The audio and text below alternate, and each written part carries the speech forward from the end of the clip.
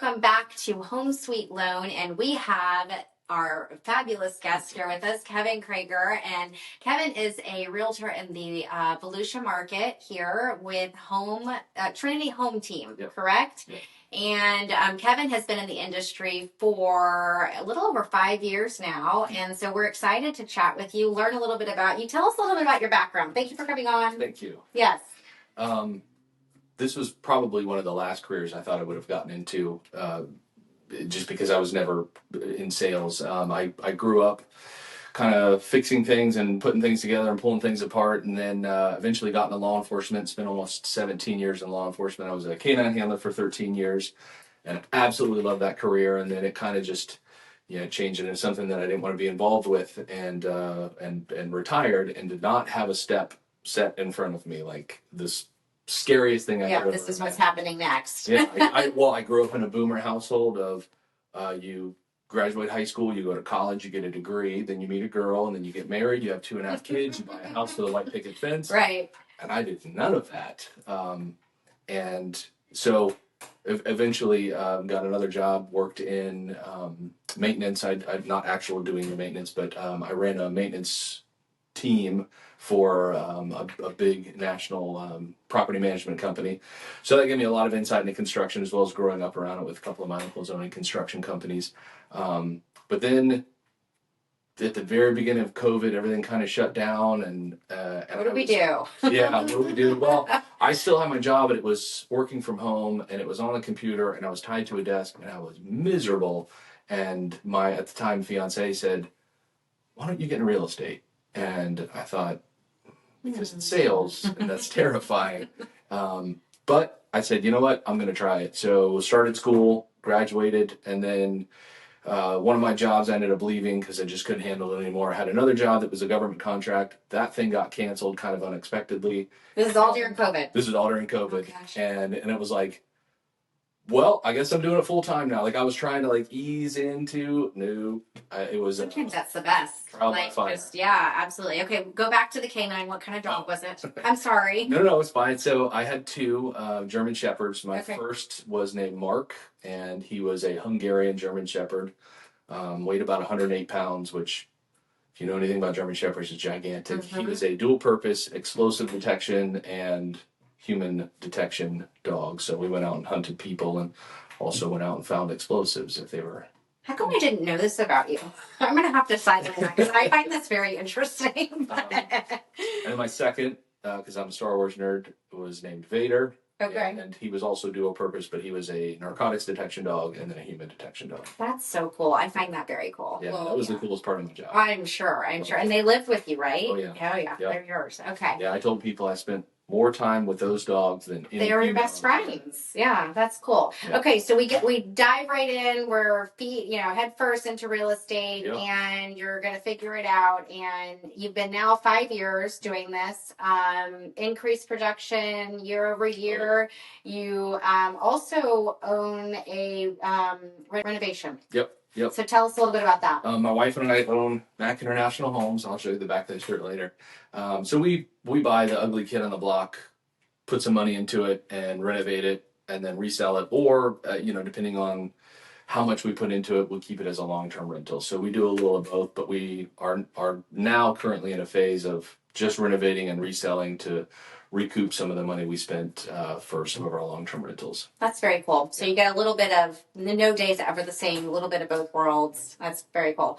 So this market this year, how is it? How is it treating you? Not terrible. It's not as terrible as everybody thinks. There's a lot of doomsday preppers out there saying the sky is falling and the market's going to crash, and I don't see that. What I do see is more informed buyers, more cautious buyers.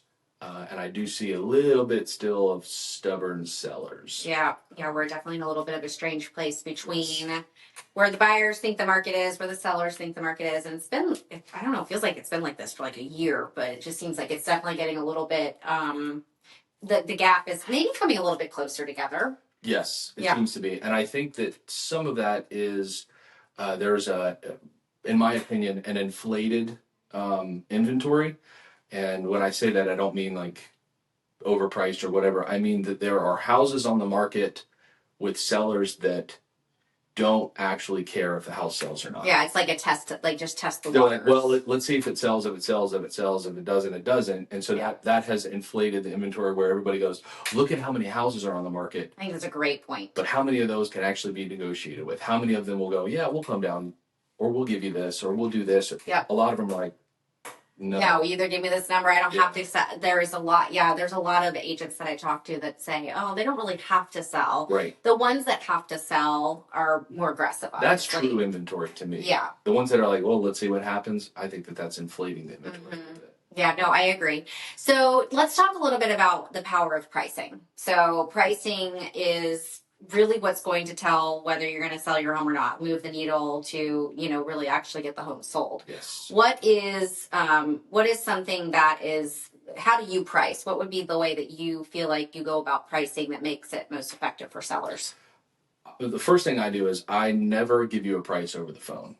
I will do a CMA, and then I don't give people the numbers and I qualify that by saying, I haven't seen your house. I don't know what condition it's in. Yeah. I know you have an emotional condition that it's in, right? You think that this house is in one state and it may not be in that state. So once I do the initial visit, I say, okay, I'm going to get back to you. And then typically, and I know that there's some give and take with this, but typically I tell people I'm going to give you 3 prices. I'm going to give you a price where we can sell really fast. I'm going to give you the average price where we'll sell, based on the average day on market. And then where you think that we should list, and then I'm going to show you similar homes that are listed at this price. They're either on the market for way too long or they're still on the market. And so I try and push people towards either the low to mid-range, and I do that to generate interest in the house, because a lot of times if you price really high, maybe you get that price, but more often than not you don't. But if you price either a little bit low or right at market, you're going to get more people that are interested, and then maybe you get some where people are being a little more aggressive with their offers. Yeah. Now, I was talking to an agent the other day, and I mean, basically her strategy was price at what the houses that are on the market for sale are versus what the comps are. Where do you stand with feeling like, are you pricing at what the comps are, that's what's already sold? Because some of those are a little lagging right now, versus what's on the market and what's available. I do a little of both. So I will look at what the average day on market is, and then I'll look at, in those comps, I'll look and see how many days it took it to sell. Yeah. Okay. So if it's, our average day on market's 42 days, and then I see a listing that sold for $10,000 over what I'm suggesting, but it was on the market for 130 days, I'm going to remove that as a comp because it's not really a comp. Sure, it sold for the right price, but it took twice as long or 3 times as long. Sure. So a little of both. What's out there that's being looked at, and then also you can go on Zillow and look and see how many views it has, how many saves it has, et cetera, and then you can go, okay, well, this price makes sense in this market. Are you seeing a lot more expireds? Oh yeah. Yeah. And I think that goes back to the inflated inventory of people that just go, if we sell it, we sell it. If we don't, we don't. Yeah. And so it shows up on the expired list. And then I've called and talked to a couple of those people, and they say the exact same thing. They're like, we told our agent what we wanted. We didn't get that offer. It expired. Yeah. Maybe we'll try again next summer. Yeah. And I'm like, okay.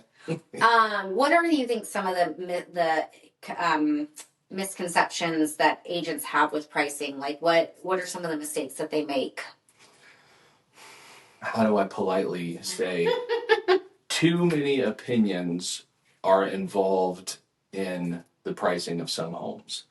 Also, going back to overpricing a house, or maybe even just a little bit overpricing a house, will push away a lot of buyers, and it'll maybe put people out of a search bracket. So, if you talk to a seller and they go, I have to have, $375 for my house. That's as low as I can go. And you go, okay, well, let's list at $390. Well, anybody that is looking on Zillow and they put their ceiling at $380 for a house they're not going to see that house because it's listed at $390. Whereas you want $375, let's list at $379 instead of that $380. Let's list at $379. Then we'll get you that $375. And resistance of sellers in your conversations lately, as the last year to 2 years have gone on, how has the sellers' conversations changed a little bit?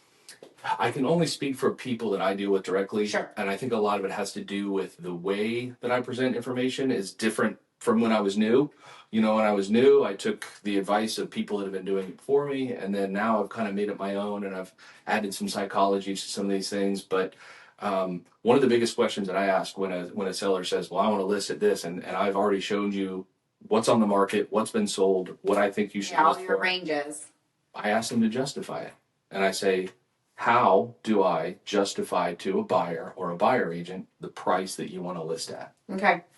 And I take a problem that they've given me and kind of and said, solve it for me. Flip it back. Yeah. But then it also makes them think, like, then they take a little bit of emotion out of it and they go, how do I convince a buyer that this house is actually worth $10, $12, $15,000 more than the house next door that's the exact same floor plan? Absolutely. Yeah. And then most times they'll go, okay, Kevin, you're right. What do you think? And then I tell them, and then we list, and then the house sells. And so you go through like what overpricing does. Obviously it's going to add to days on market. It becomes stale. What's average days on market in Volusia right now? I think it's like 42, but it also depends on like West Volusia. Sure. Over here, like some of the stuff up near like Daytona is on the market a little bit longer, but you get down into DeLand, DeBerry, Orange City, I believe those are lower. 42. Okay. Yeah. Although if you have anything over 3/4 of an acre, your average day on market's about 8 days. Wow. People want land. Moving out of PUDs, planned urban development. They're moving out of the CDDs, and they're saying, I want my neighbor to not be able to see me. I don't want to be able to throw a baseball and hit another house. And are you finding that those are overpriced and still average days on market? Like, does it matter the pricing on those? I think some of those are actually underpriced. Okay. And I say that because I was the victim of that. I had a home that it had some problems. This lady lived in it for like 25 years, and she had 19 cats. 19 cats. So we did some mitigating of the problems, and certain cats, we got moved out, all their stuff moved out, but spent some money mitigating like what 19 cats will do to a house. And I came up with a price. The seller came up with a price. We kind of agreed. It was higher than I wanted to go, but I thought for sure it's going to take forever because there was 19 cats in here. It sold in one day for $12,000 over list, in cash, with no inspection. Wow. And it had land. It had 2.5 acres. And literally the answer was, we don't care. We're going to tear it down. We'll fix this. We'll pull the flooring up or whatever we have to do. You can't get land anywhere. Right. Yeah, it's true. They wanted the 2.5 acres. They didn't care about it. Yeah, that makes sense. I mean, everybody does want land, and there's not a lot of it left. Oh, yeah. Do you find a difference in pricing strategies where it's like round numbers, like versus $599 versus $600? I mean, what's the thought behind that? I try and go with odd numbers. So, like, if somebody says I want to list for $300,000, I'm going to list it for $299. $299, yeah.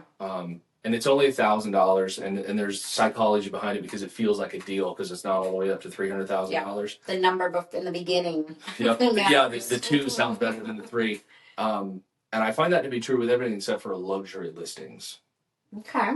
$600,000 and above is what I consider a luxury listing, and you start getting into a different clientele, and those people want to tell you how much they paid for their house. They want it to be $625 versus $590 or $605 versus $599. Yeah. So we paid $599. You go, oh, right. And then if you go, we paid $605 or $610 or $612.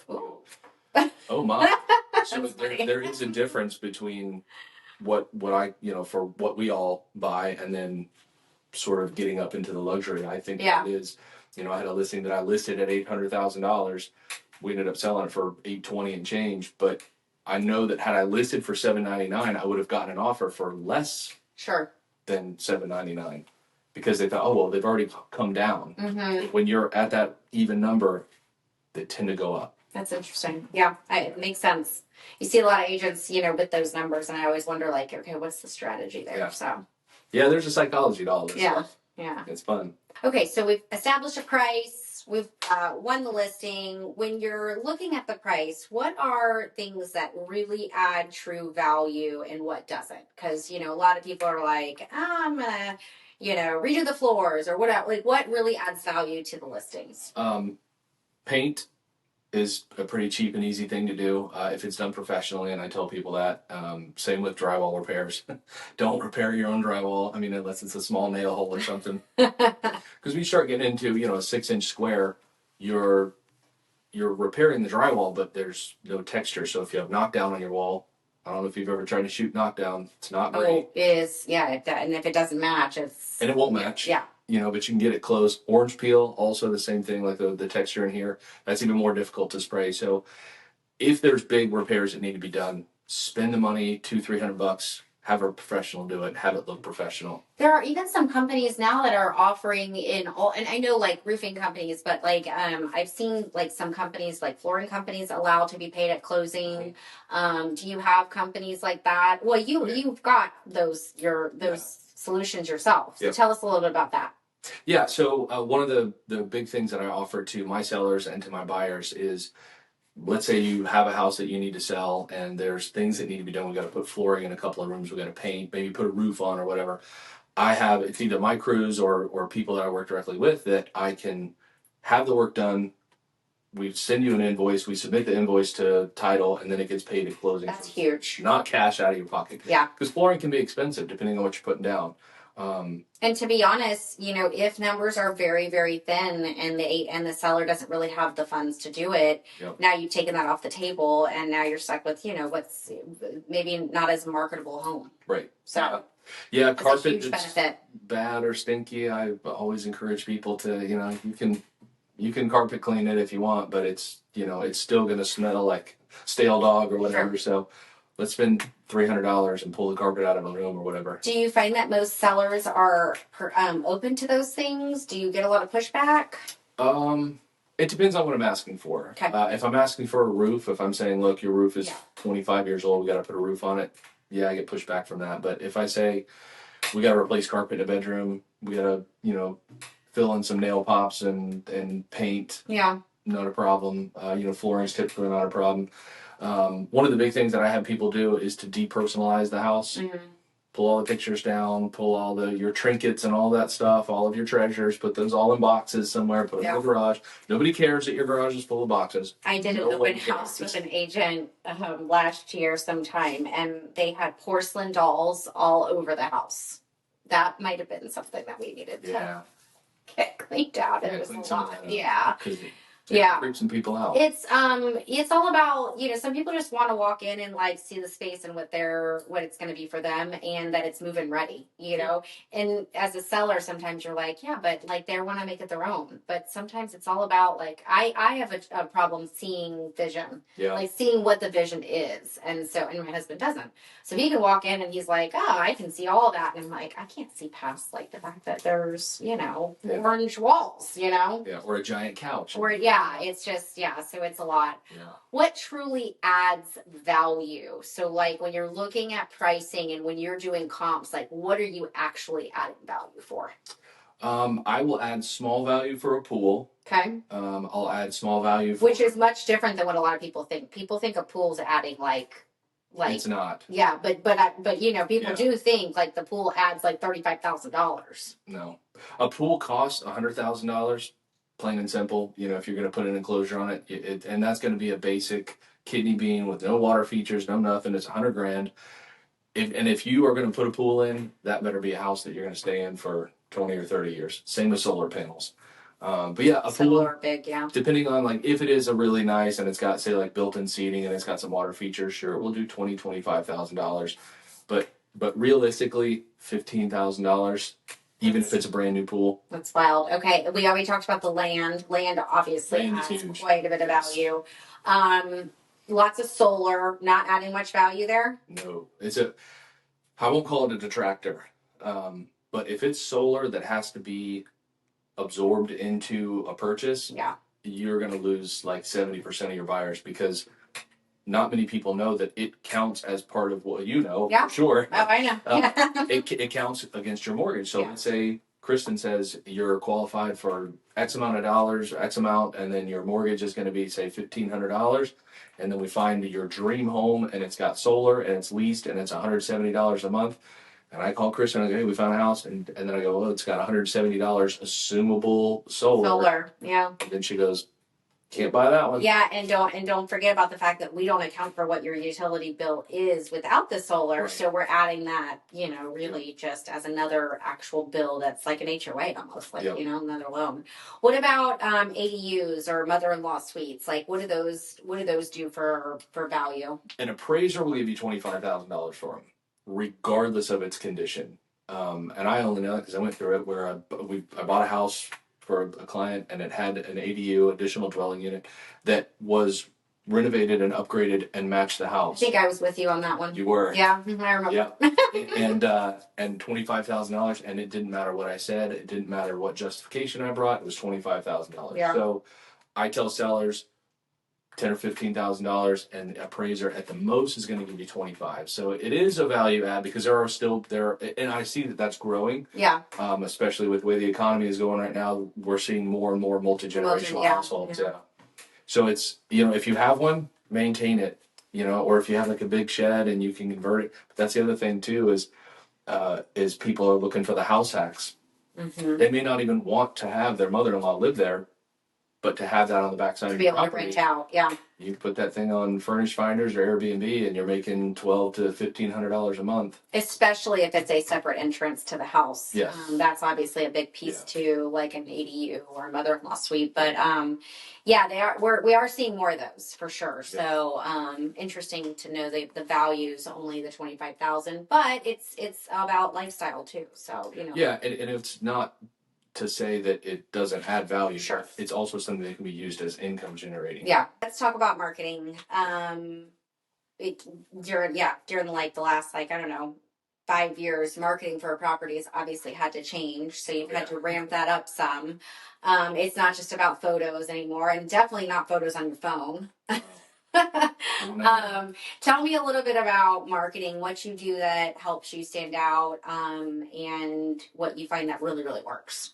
A couple of things that I do that I think are a little different is when I have a heavy social media presence, which I think a lot of people do and they're good at it, but it's just a flyer. It's just listed, created on Canva. You get 8 likes and maybe 1 comment or 2 comments from another agent or a lender friend of yours that's like, beautiful house. Mm-hmm. That's not what you're looking for. Don't be afraid of video. Get on video, go walk a house. 100%. Or even just sit, like I'll sit in my kitchen with my stand and my microphone and talk about a house, talk about some of the things that it has. Yeah, it doesn't have to be like a $2,000 video. Yeah, I do it with my iPhone. I have a little plug-in at the bottom of my iPhone microphone, a little gimbal stand, and I do videos. But I'll go and walk one of my houses and I'll do videos. And they don't have to be, funny, viral videos or whatever. Just show the property. Because a lot of times, sure, pictures are great. But until you can see a person, if I'm walking through, see the flow of the house and see me standing inside of it, because that guy's 6 foot tall, 6'2", whatever. So here's how tall the ceilings are, so you can see how the true size of the space. Yes. But I think the biggest missed piece of marketing is reverse prospecting. Okay, tell us about that. Reverse prospecting is in your MLS. You have the ability to click on your listing. And then there's a button that lights up at the bottom that says reverse prospect, and it pulls up a list. Oh, it's like an actual button? Oh, it's a button. Yeah, it's super easy to use. Yeah, it's a button.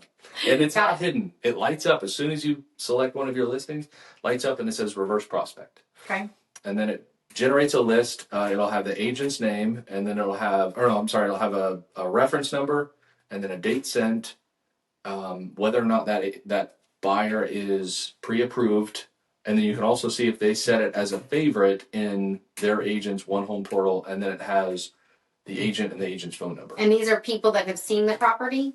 No, these are people that, let's say your agent sets you up on a search. You're looking for a 3-2 in between $250,000 and $300,000. Oh, you can get those people. You can get those. Yeah. I can only get the reference number. Okay. But yeah, so let's say there's, 1,500 agents active in Volusia County right now, and they set up searches. Any search that has sent my listing to a buyer, I can see, and I get a little reference number, and then I can call that agent and say, hey. I don't know why people are so afraid to get on the phone and call, but yeah, I can call that agent and go, hey, my listing at blah, blah, blah was sent on this date at this time. Here's the reference number.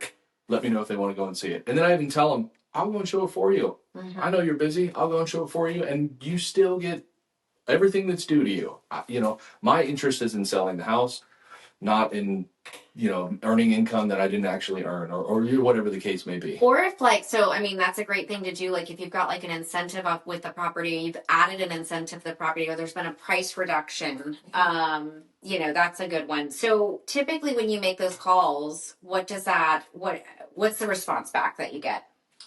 It's more positive than I expected it to be. Okay. You know, because sometimes I don't know why. Like, you should just, as an agent, you should just expect your phone to ring with phone numbers that you're not going to recognize. That is so wild. So listen, I have to tell you this. I called 10 agents a week ago from yesterday. I literally left 8 messages. 2 people answered the phone. And it's funny, I've never spoken to these agents before, so they don't know that I'm a lender. I get if they know I'm a lender, they're going to maybe dodge my phone call, but they don't know I'm a lender, and it's a number calling, and I'm like, how are people not answering their phones? It's bizarre. Wild to me. Yes, it is wild to me. Even numbers that show up and say they're potential spam, I'm like, you're still going to answer. Who knows? What if their name is potential spam? You right. know, they're millennial, their parents are weird. No. Yeah. We're naming you potential spam. Right. Answer the phone. Yeah. As a listing agent, answer the phone. Seriously. So listing agents have been receptive to this. Any success stories out of that? Yes. Tell us. Yes. So one of the houses that I have under contract, it's one of my renovations in DeLand. We did a small price reduction, and so I went back through and made some phone calls. Yep. They did not have it set as a favorite, but so I'll go 2 weeks. Anything in the last 2 weeks, you know, because it updates. Anything in the last 2 weeks, I'll make a phone call. And so I'll leave a message. If they don't answer the phone, I'll leave a message, and then I always follow it up with a text message that says, here's the listing, here's your reference number, let me know if you have any questions. And sure enough, she called me, Kelly calls me, and she goes, hey, I'm so sorry. She was in, I think, Fort Myers or Fort Lauderdale, one of the forts, don't remember. She said, I have new first-time home buyers. They want to see the house. I'm way out of town. No problem. I met them over there like 3 hours later. House is going to close July 31st. I love it. Thank God. Maybe you're doing all of these things, but I can tell you every Monday or Tuesday, anyone that has a house listed with me is getting a report that says, here's how many views we had on Zillow, on Realtor, on homes.com. Here's how many people it was sent to through the MLS. And then I actually will take a video. So I'll go through my reverse prospecting, and every person that I call, on my screen, I'll take a video and I'll scroll down and I called all these people. And then I send that short video, and it's 10, 12 seconds, whatever it is, but I send it to my sellers. Say you're not working. Yeah. That says, and then if they ask for proof, I go, well, here's my call log too. Right. You want that? Yeah. You have to be on the phone. Well, and here's the thing. If you've done all that and you're still not getting anywhere, then maybe that's that I've done all these. Okay, now let's talk. Maybe there's a price reduction coming. Yep. It's not like, okay, we're just gonna have to reduce it. I haven't done anything. Like, you're actually, like, there's actually more of a reason to have that conversation. Yeah. And that's all of your evidence to say, it's not my marketing. It's not the condition of the house. Like this house that I have it's been listed for a little while. It's overpriced. They know it. Well, one of them knows it. The other one doesn't. They're paying off the solar. I convinced them to do that. And so today they're going to get a report there. Well, they got it this morning. And then this afternoon, I'm going to follow up with them and say, we got to talk. We got to talk about those are tough conversations. A lot of times, right? I mean, sometimes it's not always received very well. They're tough, but if you've done everything that I've done, like I had an open house and paid to have a Kona shaved ice truck come to, and I had a bunch of people stop by. They thought it was a birthday party, and I was like, it's not. Come on in. So I had a lot of people walk through the house. Will it turn into anything? I don't know. But at the end of the day, I can put my stamp on that day and say, I did everything. I've done everything I possibly could. Try and sell your house. Yeah.